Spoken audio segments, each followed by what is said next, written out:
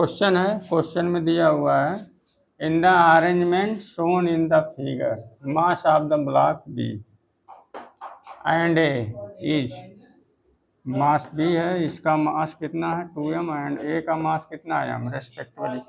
Surface between B and floor is smooth, ये जो है स्मूथ सरफेस है, बी और ए ग्राउंड बीच में जो स्मूथ सरफेस है, फ्लोर और बी के बीच जो है सरफेस स्मूथ है। The block B is connected to the block C by means of a string pulley system. If the whole system is released, then find the minimum value of mass block C so that A remains stationary. With respect to B, coefficient of friction between A and B is mu.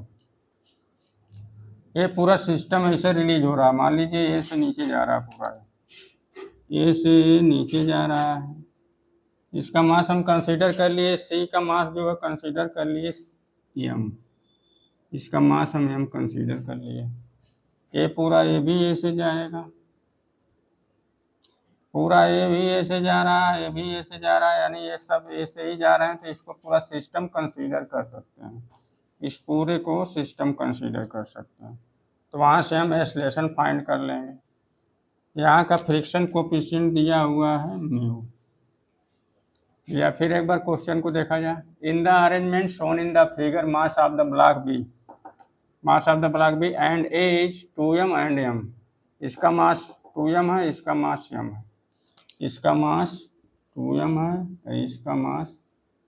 इसका मास हमारा m है। Respectively surface between B and floor is smooth, ये smooth surface, यहाँ कोई friction नहीं लग रहा है। The block B is connected to the block C, block B C से कनेक्ट है by means of the string pulley system. If the whole system is released, then find minimum value of mass m block C, इसकी minimum value find करनी है C की, so that A remains stationary। ये जो है B पर जो है B पर रुका हुआ है, तो C का मिनिमम मास हमें बताना है कितना होगा, ये फाइंड करना हमें।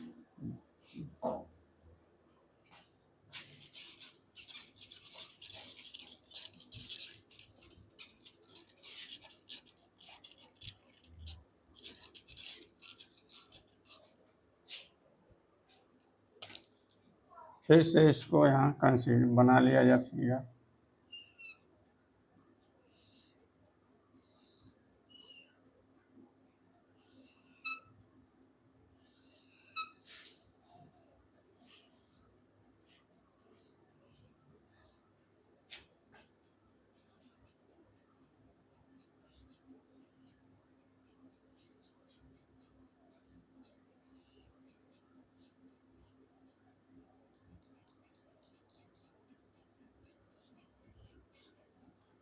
सी है मान लीजिए, इसका मास कैपिटल M है, ये B है, इसका मास 2m गिवन है, इसका मास m है। इसके बाद देखिए इसमें क्या होगा,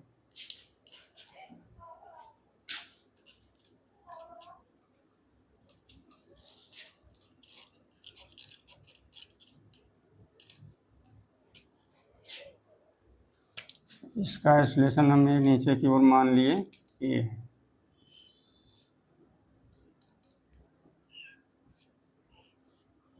ये C है, इसका मास कैपिटल M मान लिए हैं, कंसीडर कर लिए हैं, क्योंकि m है, कंफ्यूजन होगा इसलिए कैपिटल M मान लिए हैं।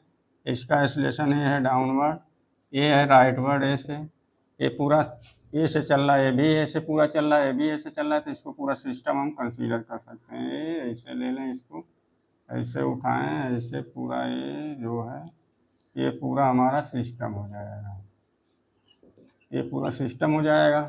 यहाँ देखिए टी लगेगा, इधर भी टी लगेगा, ये टी लगेगा, इधर भी टी लगेगा, और ये टी कैंसिल हो जाएंगे जब उसका पूरा इंटरनल फोर्स मान लिया जाएगा। तो टी यहाँ टी कैंसिल हो जाएगा, नेट फोर्स कितना बचेगा, mg बचेगा। तो यहाँ से एक्सेलरेशन हम निकाल लेंगे, एक्सेलरेशन इज इक्वल टू क्या हो जाएगा, F net upon total mass कर देंगे। देखिए ये पूरा नेट फोर्स ही बचेगा, mg ही ना, mg नेट फोर्स बचेगा, टी ये सब तो अंदर खत्म हो जाएंगे, टी से खत्म हो जाएगा। टोटल मास कितना हो जाएगा, एफ नेट कितना है, mg है, टोटल मास कितना है, 2m है प्लस m है और कैपिटल M है, इतना हमारा है A है। तो A इक्वल टू आ जाएगा mg/3m प्लस कैपिटल M, हमारा ये आ गया। अब देखिए जैसे ये पूरा इधर बढ़ेगा, ये भी इसी पर है, ये बोल रहा है कि ये इसके रिस्पेक्ट में रेस्ट पर है, इसी पर रुका हुआ, तो इसका भी एक्सलेशन इधर ये रहेगा। तो इस पर एक तो सूडो लगने लगेगा M पर, जो ये ब्लॉक A है, इस पर एक सूडो लगने लगेगा। अगर ये एक्सलेशन इधर जा रहा है तो इस पर जो सूडो लगाएगा, जो सूडो फोर्स रहेगा इस एक्सलेशन के इक्वल और इसके मास मल्टीप्लाई दोनों रहेगा, उतने के बराबर रहेगा, अपोजिट डायरेक्शन में रहेगा। तो हम इसका अलग से अब BD बना लें M का, स्मॉल m का अलग से अब BD बना लिया जाए।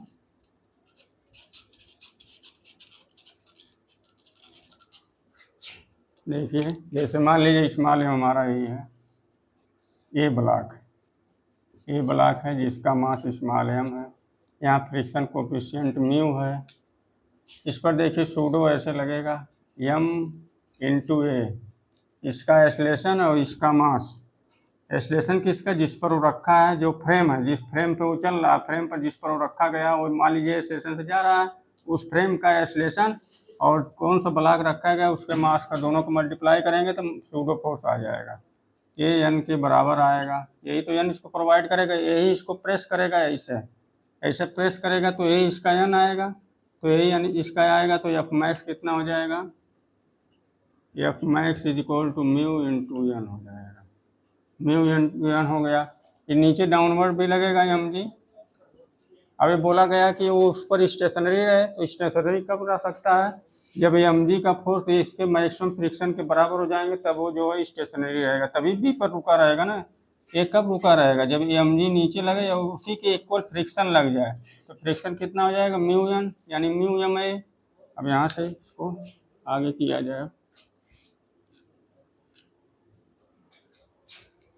देखिए mu n is equal to mu into ma, ये किसके बराबर होना चाहिए, तभी रुका रहेगा इस पर, जब ये mg के बराबर हो जाएगा। तो mu n is equal to mg, तो mu ma is equal to m into g, m से m कैंसिल हो गया, ये हमारा आ गया यहाँ से कितना, mu is equal to a upon g, ये हमारा आ गया relation, mu is equal to a upon g. हमें कैपिटल M की वैल्यू फाइंड करनी है, मतलब C की वैल्यू फाइंड करनी है।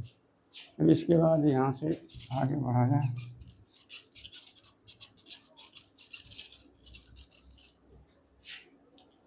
Mu is equal to a upon g, value put कर दिया जाए, mu is equal to a, ये हमारा mg अपान a आया है, ये इक्वल टू कितना आ जाएगा, mu is equal to g upon a आएगा, g upon a, mu is equal to g upon a।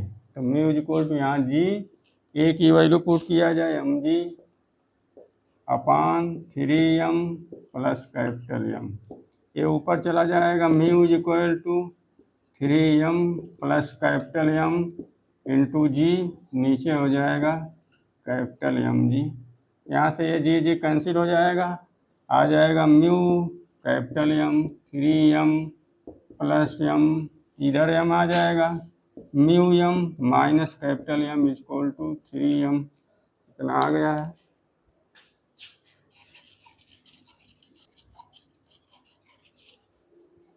Mu m